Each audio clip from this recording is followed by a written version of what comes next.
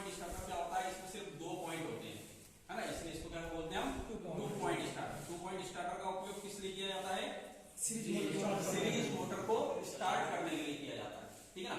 Motor हमारे कितने type की होती है, 3 प्रकार की मोटरें जनरली पाई जाती है ना। एक होती है सीरीज, दूसरा शंट, तीसरा कंपाउंड। जनरली हम इन 3 मोटरों का ही उपयोग करते हैं ना। तो सीरीज मोटर, शंट मोटर और कंपाउंड मोटर। लेकिन हम यहाँ पर जो सीरीज मोटर होती है सिर्फ उनको स्टार्ट करने के लिए किस स्टार्टर का उपयोग करते हैं, 2 पॉइंट स्टार्टर का उपयोग सिर्फ सीरीज प्रकार की मोटरों का उपयोग स्टार्ट करने के लिए उपयोग किया जाता है, ठीक है ना। अब यहाँ पर हम स्टार्ट करते हैं भाई, हमारा 2 पॉइंट स्टार्टर होता है। इसके जो मेन पार्ट होते हैं वो हमारे क्या होते हैं, पीतल के स्टड होते हैं। जो यहाँ पर पीतल के स्टड लगे रहते हैं 1 2 3 4 5 6 जो होते हैं, ये क्या होते हैं, पीतल के स्टड होते हैं। दूसरा क्या होता है हमारा, एनबीसी कॉइल होती है। तीसरा कनेक्टिंग आर्म, जिस भुजा को घुमा करके हम जो हमारे स्टड है उनसे टच करेंगे, उनके कांटेक्ट में लाते हैं, ठीक है। तो ये हमारे मुख्य पार्ट होते हैं 2 पॉइंट स्टार्टर के। अब हम यहाँ पर वर्किंग पढ़ते हैं कि भाई 2 पॉइंट स्टार्टर की वर्किंग प्रोसेस क्या होती है, ठीक है। तो यहाँ पर हमारे रेजिस्टेंस लगे रहते हैं 1 2 3 4 5 6, ये हमने रेजिस्टेंस लगाए, ठीक है।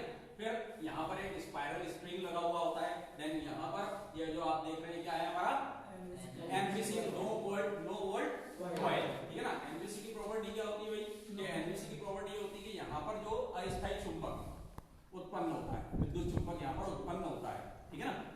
इसके बाद ये जो हमारा स्टड है, ठीक है ना, यहाँ इस स्टड, ये जो हमारा कनेक्टिंग आर्म, कनेक्टिंग भुजा को हम क्या करते हैं, स्टड 1 पर ले जाते हैं रोटेट करके, यहाँ से मूव करके, ये ऐसा लगा रहता है, ये अभी ऑफ की कंडीशन में, जैसे इसको रोटेट करके हम स्टड 1 पर लाएंगे, ठीक है ना। और यहाँ से हम डीसी सप्लाई देंगे, तो डीसी सप्लाई कहाँ पहुंच जाएगी, सीधे स्टड 1 पर। अब स्टड 1 पर जो हमारा रेजिस्टेंस लगा है, ये बहुत ही हाईली रेजिस्टेंस होता है। यहाँ पर जो प्रतिरोध होता है उसकी जो वैल्यू होती है बहुत ज्यादा होती है, जिसके कारण क्या होता है, बहुत कम जो करंट होता है वो हमारी मोटर के आर्मेचर को मिल पाता है और मोटर जो है घूमना स्टार्ट कर देती है, ठीक है ना। फिर उसके बाद जैसे ही मोटर हमारी घूमना स्टार्ट होती है, हम स्टड जो हमारा कनेक्टिंग आर्म है उसको रोटेट करके कहाँ लाते हैं, स्टड 2 पर। स्टड 2 पर जो हमारा रेजिस्टेंस होता है, प्रतिरोध होता है, उसकी वैल्यू कम होती है, जिसके कारण जो मोटर होती है उसकी स्पीड थोड़ी और बढ़ जाती है। देन उसके बाद फिर हम स्टड 3 पर लाते हैं, इसकी वैल्यू जो होती है हमारी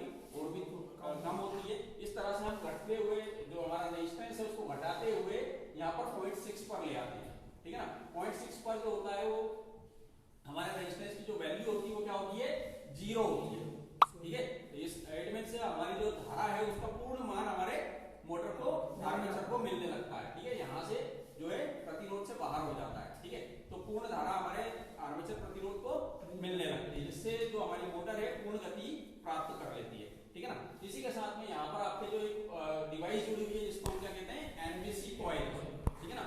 एनबीसी कॉइल को जब पूरी धारा मिलने लगती है तो यहाँ पर क्या होता है, यहाँ पर एक विद्युत चुंबक उत्पन्न हो जाता है। ये जो कनेक्टिंग आर्म आप इमेजिनेशन कीजिए, यहाँ पर पॉइंट इस पर आइए, ठीक है ना। तो यहाँ पर जो है आप ये नर्म रोड का लोहा देख रहे हैं, ये कनेक्टिंग आर्म पर जुड़ा हुआ है, जो कि यहाँ पर आकर आपके फिक्स हो जाता है। एनबीसी कॉइल पर ये नर्म रोड का लोहा यहाँ पर फिक्स हो जाता है, ठीक है ना। तो ये यहाँ पर अस्थायी चुंबक होता है और ये इसको यहाँ पर जकड़ कर रख लेता है, जिसके कारण जो हमारी कनेक्टिंग आर्म है वापिस से यहाँ पर आपकी कंडीशन में नहीं आ पाती। लेकिन जैसे ही हमारी लाइट ऑफ होती है या जो है हमारी धारा का मान 0 होता है, ठीक है ना, लाइट चली जाती है, तो हमारी जो हमारी